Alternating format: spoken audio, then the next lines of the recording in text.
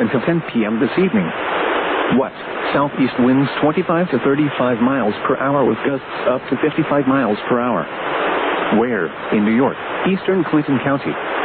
In Vermont, eastern Franklin, Grand Isle, western Chittenden, and western Franklin counties. When? Until 10 p.m. this evening. Impacts. Damaging winds will blow down trees and power lines. Widespread power outages are expected.